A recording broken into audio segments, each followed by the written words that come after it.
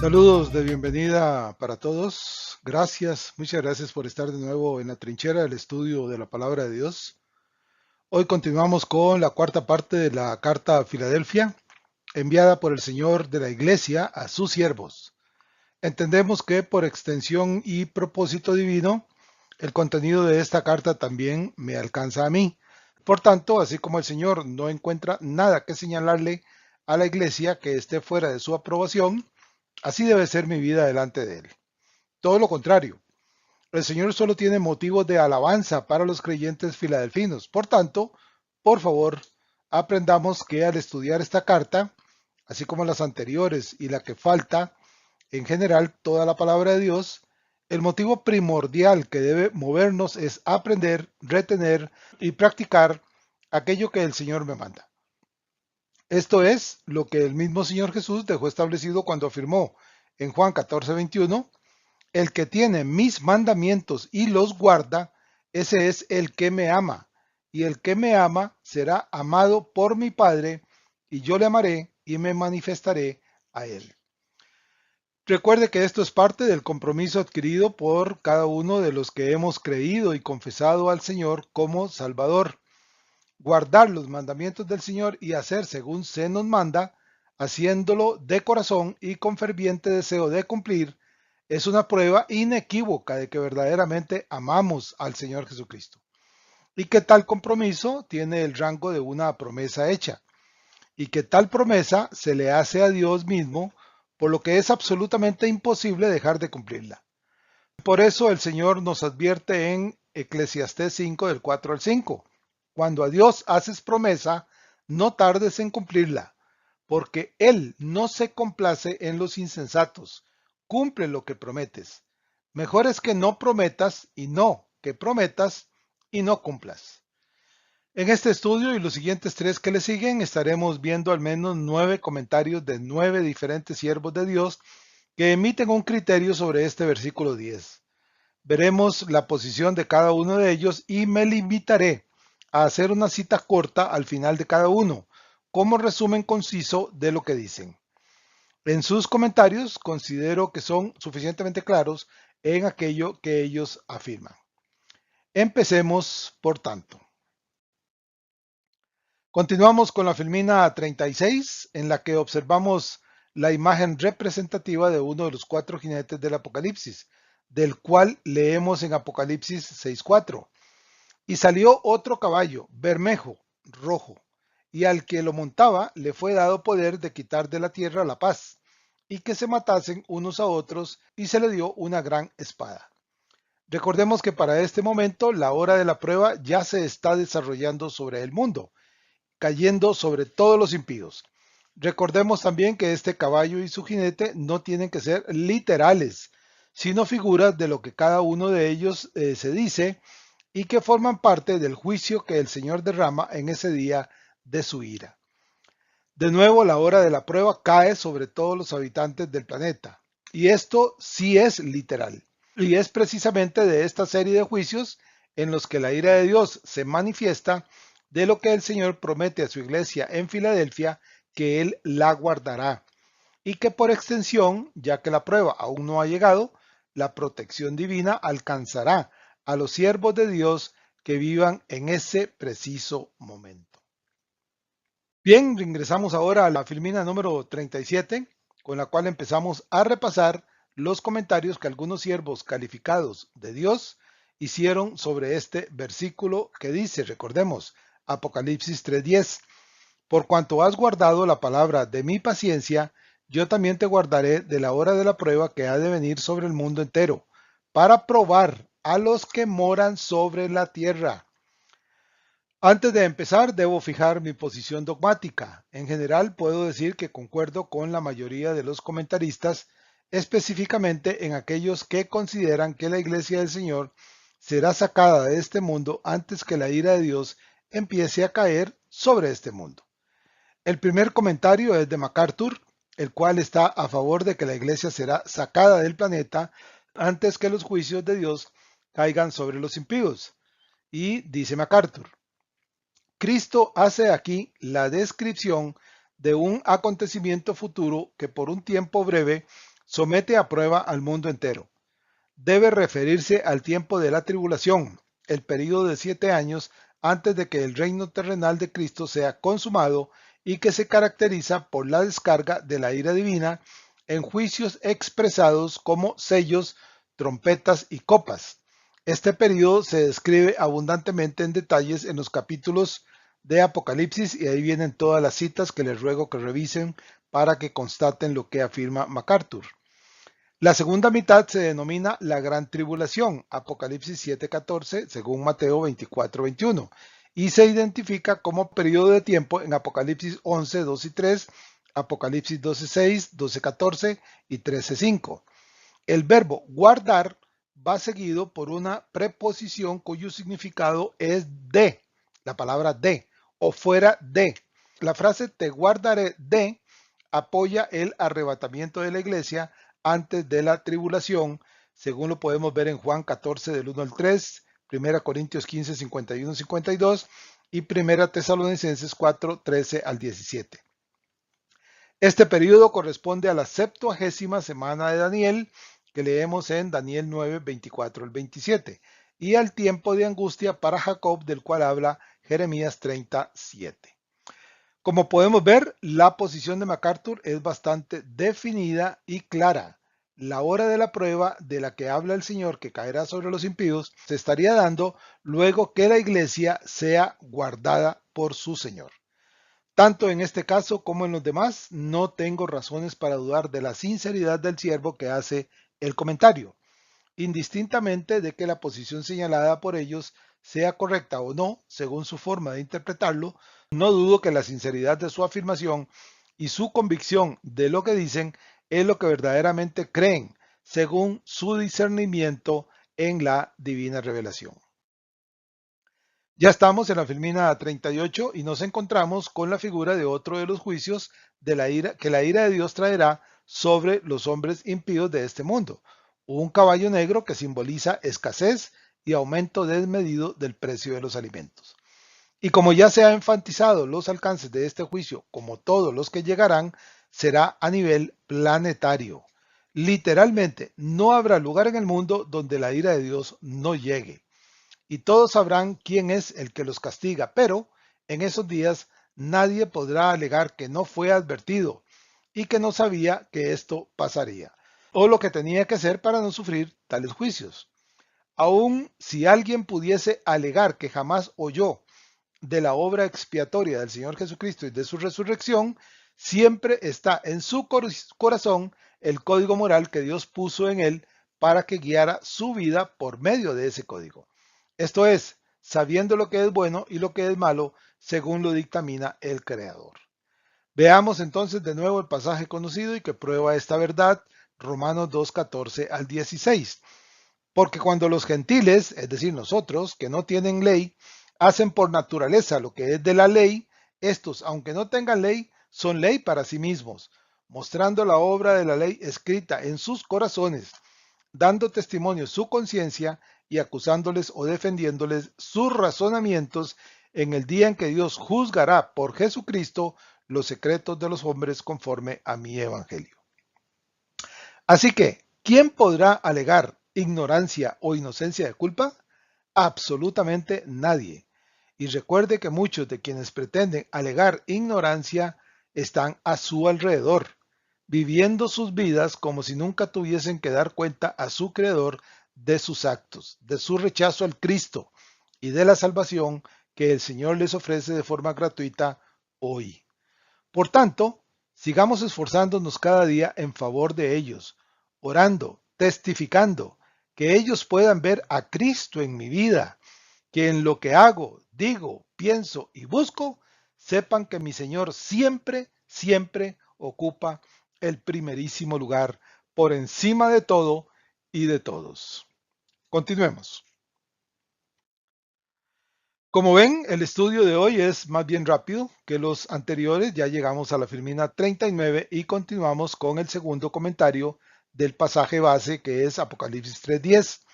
Por cuanto has guardado la palabra de mi paciencia, yo también te guardaré de la hora de la prueba que ha de venir sobre el mundo entero para probar enfatizo aquí esto, para probar a los que moran sobre la tierra.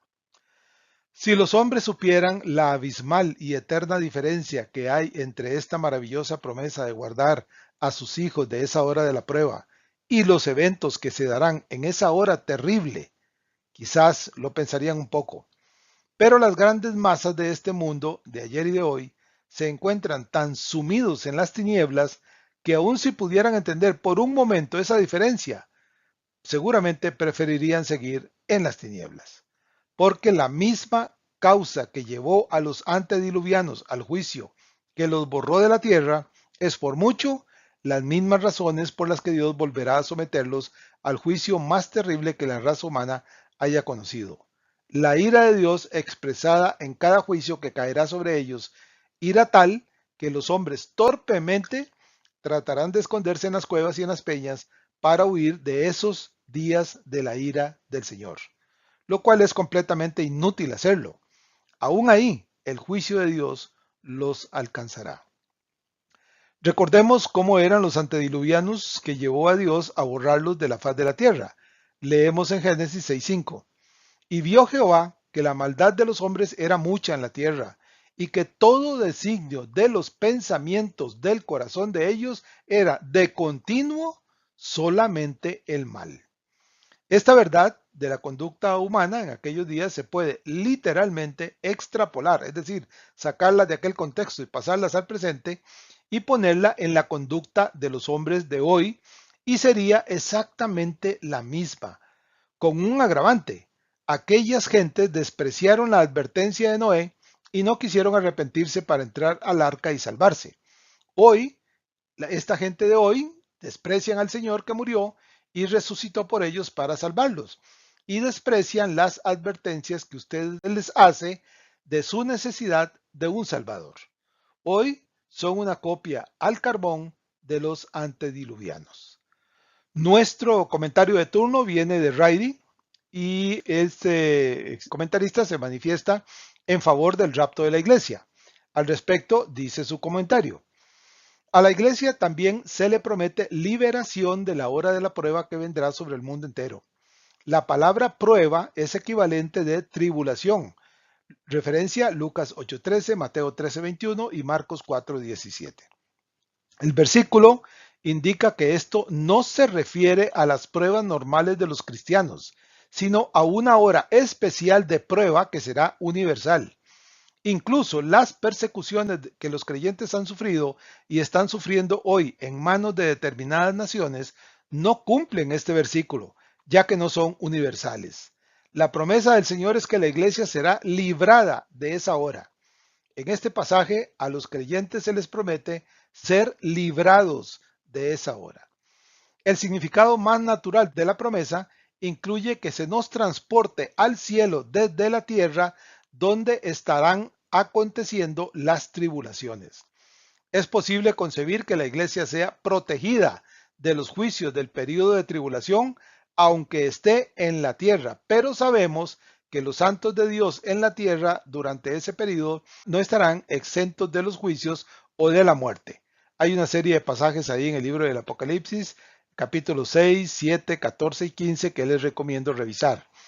Sigue Riley y dice: uno puede ser guardado de la tribulación sin un rapto de pretribulación, pero ¿cómo puede uno ser guardado de la hora sin haber sido raptado? Si la iglesia no es raptada antes, muchos santos sufrirán y morirán. Pregunto: ¿Dios puede guardar en la prueba? Esta pregunta la considera Riley y responde que sí, pero nos recuerda que durante esos días el anticristo y el falso profeta perseguirán y matarán a todos aquellos que no acepten su marca, y especialmente a los que confiesen creer en el Señor Jesucristo. Estos siervos mártires son los que aparecen en la ruptura del quinto sello, donde leemos en Apocalipsis 6 del 9 al 11.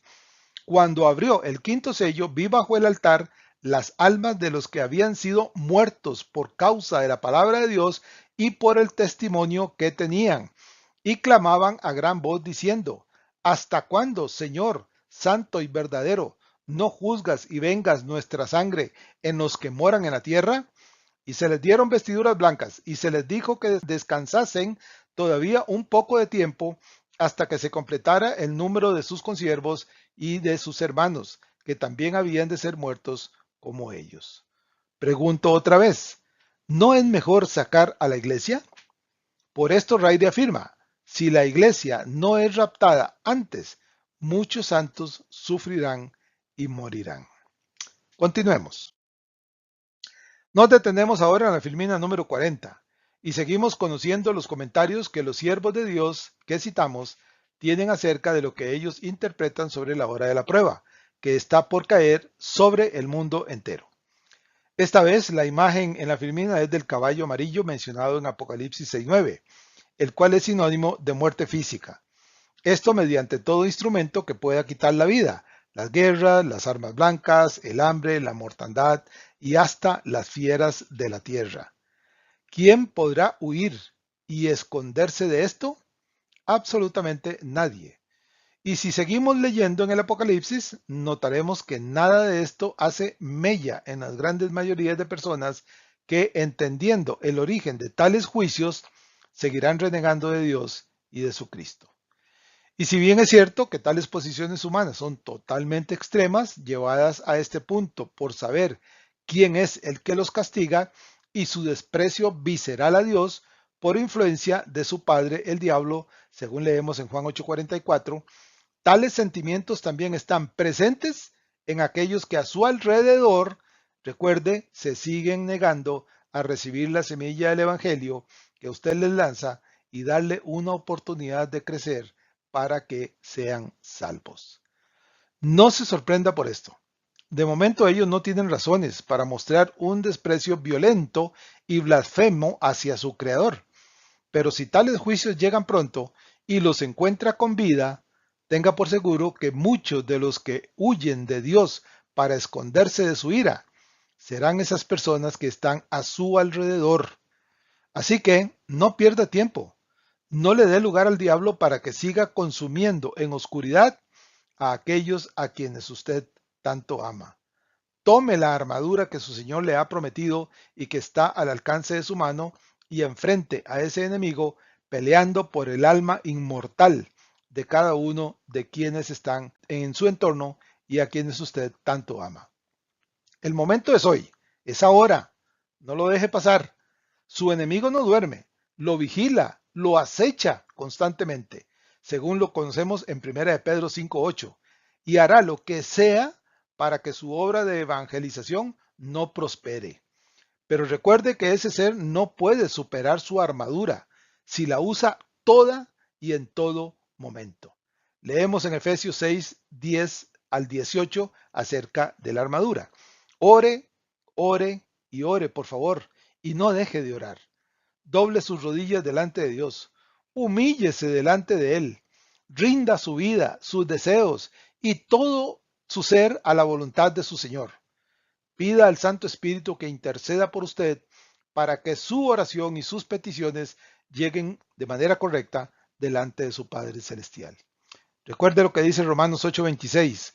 Y de igual manera, el Espíritu nos ayuda en nuestra debilidad, pues qué hemos de pedir como conviene, no lo sabemos, pero el Espíritu mismo intercede por nosotros con gemidos indecibles. Usted es el que tiene todas las de ganar. Use sus armas y acuda y dependa totalmente de su Dios. Él jamás lo dejará solo. Leemos en Deuteronomio 31:8. Y Jehová va delante de ti, le decía el Señor a Israel. Él estará contigo, no te dejará ni te desamparará. No temas ni te intimides. Y esto también vale para usted y para mí. Seguimos con la Filmina 41. Continuamos sumergidos en esta poderosa promesa del Señor, la cual, por el juicio que se anuncia y procedente de la ira de Dios, es de enorme importancia que su iglesia sea guardada por Él. Tengamos la necesaria precaución de no pasar por estos pasajes con ligereza. Esto es, de no leerlos de manera superficial, sin darle gracias a Dios por contarnos entre los que no pasarán por esa hora de la prueba, porque ya hemos sido justificados delante de Dios. Al respecto dice Pablo en 1 Corintios 6:11, hablando de las cosas malas que antes éramos, dice, y esto erais algunos, mas ya habéis sido lavados de toda culpa, ya habéis sido santificados de toda culpa, ya habéis sido justificados de toda culpa, en el nombre del Señor Jesús y por el Espíritu de nuestro Dios. Y es precisamente por esa razón, por lo que la promesa de ser guardados lo alcanza a usted y me alcanza a mí. Ya sea que el Señor nos lleve con su iglesia antes del evento o que al final de todo estemos eternamente delante de Él en su casa por toda la eternidad. En Apocalipsis 3:10, nuestro versículo base dice, ya lo hemos leído muchas veces, pero por favor póngale la debida atención. Por cuanto has guardado la palabra de mi paciencia, yo también te guardaré de la hora de la prueba que ha de venir sobre el mundo entero para probar a los que moran sobre la tierra. El tercer comentario del pasaje es de David Guzik. Su posición es un poco más flexible con relación a las dos primeras. Guzik deja abierta ambas opciones del rapto de la iglesia. Al respecto comenta, la mayoría de los eruditos de la Biblia ven a esta hora de la prueba como una referencia profética de las penas mesiánicas, la gran tribulación, la cual precede al reino terrenal de Jesús. Jesús promete que guardará a estos cristianos de la hora de la prueba. Para probar la prueba está dirigida en contra de los que moran sobre la tierra. Esta frase habla de aquellos que no son salvos en Jesús. Esta prueba es para los incrédulos, no para los cristianos. Esto ya lo habíamos citado. Los cristianos son diferentes. Aunque caminamos en esta tierra, nuestra morada está en el cielo. Hemos sido sentados en los lugares celestiales en Jesús, según Efesios 2:6. Nosotros no somos de los que moran sobre la tierra. Nuestra vida está escondida en Jesús y lo leemos en Colosenses 3:3. Pregunta Guzik, ¿esta promesa de te guardaré de la hora de la prueba implica un escape antes de la gran tribulación? ¿O promete protección dentro de ello? Cada lado cree que este pasaje soporta fácilmente su posición. Aquellos que creen que la iglesia estará aquí durante este tiempo de gran tribulación, se enfoca en la palabra de mi paciencia de Jesús y dice que el contexto demanda el ver esto como una protección que habilita al fiel a tener paciencia en el periodo. Como bien dice Guzik, cada lado considera que su posición es escrituralmente sólida y correcta. Entendemos que al final la última palabra la tiene el Señor que hace la promesa. De lo que sí tenemos absoluta seguridad por aquel que promete es que ya sea sacando a la iglesia antes que la ira de Dios caiga sobre el mundo impío o que el Señor la deje en este mundo, ciertamente Él la guardará de los juicios. El cómo no es relevante. Dios tiene el poder y cumple su promesa de guardar a los suyos de este momento tan duro para la humanidad. Hemos llegado a la penúltima filmina del estudio de hoy, que es la número 42. Para este momento de nuestro estudio, más todo el tiempo dedicado antes de llegar aquí, el pasaje debe estar firmemente arraigado en nuestra memoria y su promesa firme y sólida en nuestro corazón. Porque esta verdad es una realidad inviolable, inalterable, inmutable, y no existe poder en el universo que pueda evitar que se cumpla. El Señor lo dijo, lo prometió y Él lo cumplirá. Volvemos a leer Apocalipsis 3:10, la promesa que se le hace a la iglesia de Filadelfia. Por cuanto has guardado la palabra de mi paciencia, yo también te guardaré de la hora de la prueba que ha de venir sobre el mundo entero, para probar a los que moran sobre la tierra. Seguimos con la segunda parte del comentario de Guzik y leemos. Aquellos que creen que Jesús vendrá por su iglesia antes de este tiempo de gran tribulación, nota que la protección prometida es de la misma hora de la prueba, no solamente de la misma prueba.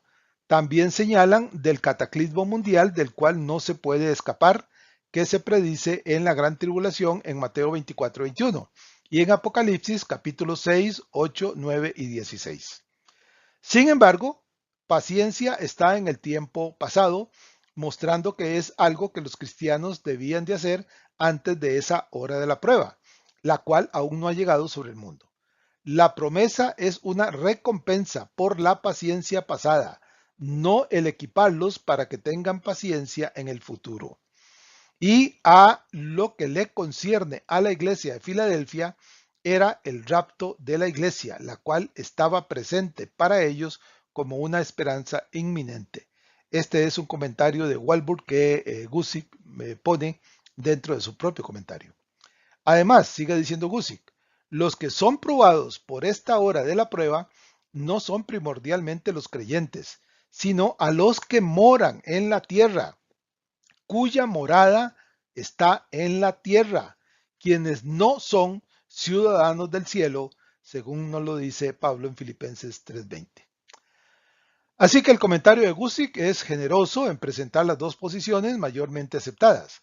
Esto nos ayuda a formar criterio doctrinal.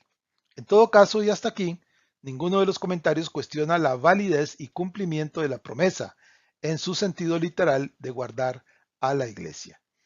Por tanto, ya sea que tengamos una posición definida o que todavía estemos indecisos, que tal indecisión solo sea el cuándo y el cómo, nunca en la realidad del evento que alcanza a la iglesia.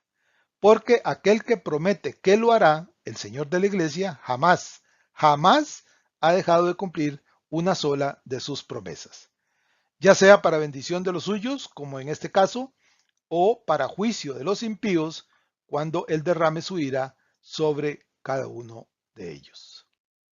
Bien, así llegamos a la Filmina 43, que es la última del estudio de hoy. Hemos visto 3 de los comentarios que nos dan mejor entendimiento acerca del pasaje. Aún nos quedan 6 comentarios más, tan importantes como los ya conocidos. Por supuesto que siendo valiosos dichos comentarios, deben ser vistos y analizados con el debido cuidado escritural y no dar por un hecho que lo que se afirma en ellos es la verdad absoluta. En todo caso, debemos seguir la ordenanza divina que por medio de Pablo se nos dice en 1 Tesalonicenses 5:21. Examinadlo todo, retened lo bueno. Creo que las imágenes de las filminas deben ser lo suficientemente llamativas para entender en alguna medida lo que esa hora de la prueba será para el mundo, y en la cual muy probablemente algunos de nuestros seres queridos estarán presentes. De lo que estemos usted y yo sembrando en ellos, hoy dependerá lo que ellos harán cuando esos juicios empiecen a caer. Recuerde que usted ya no estará para decirles qué es lo que sucede. Por tanto, es hoy y ahora cuando debe alertarlos. Así que siga haciendo el trabajo para el cual lo llamó su Señor. Siga sembrando la semilla. Siga hablando de lo que el Señor quiere con ellos. Siga enviándoles estudios, testimonios, versículos, aunque se enojen. Si llega el momento para ellos de vivir esos espantosos días, se acordarán de lo que usted hizo por cada uno de ellos y quizás ese sea el momento para creer y poder salvarse, aunque deberán muy probablemente que pagar su fe con la vida, pero salvos delante de su Dios. Hasta donde entiendo, YouTube usa un algoritmo que coloca los videos según cuántos accedan a él para verlo. Por tanto, por favor, véalo, afíliese al canal y dele el dedito arriba para que sea recomendado por el canal. Mande el link a tantos como pueda. Alguno lo abrirá. Alguno se sentirá preocupado por su futuro. Alguno querrá asegurar su eternidad en la presencia de Dios. Usted tiene la lámpara para guiarlos por ese camino. Por favor, úsela y siga testificando de su Señor. Recuerde que también puede poner el estudio en Facebook, en X, en Telegram y cuanta red social lo acepte. No desmaye y su Señor se sentirá complacido viéndolo hacer aquello para lo cual lo llamó. Así que adelante. Y gracias a todos por escuchar y potenciar la palabra de Dios en todas direcciones. Así, con la bendición del Señor y siempre para su gloria, nos volveremos a encontrar muy prontamente. Bendiciones para todos.